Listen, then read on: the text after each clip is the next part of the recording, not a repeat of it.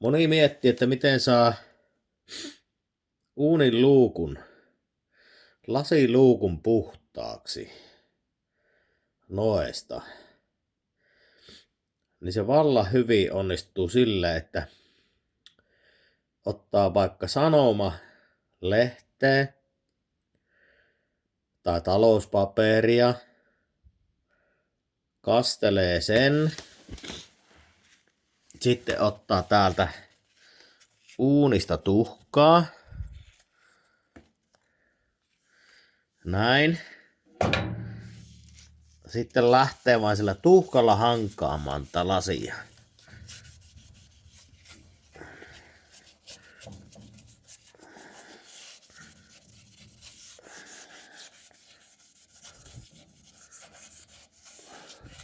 Pelkkää tuhkaa ja paperia. Joko sanomalehti oikeastaan parempi mitä talouspaperi, mutta talouspaperillakin puhistuu kyllä.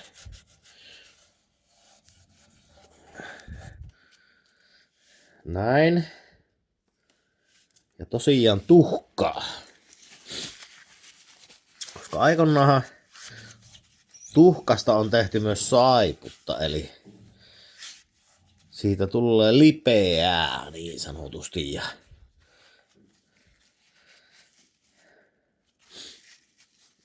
sillä puhistuu tosi hyvin. Ei tarvitse mitään vippaskonsteja, pesuaineita miettiä. Se on tuhkalla puhistuu.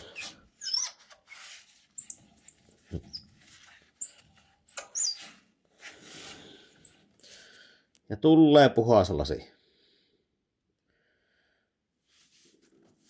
Ei tarvitse mitään pesuaineita.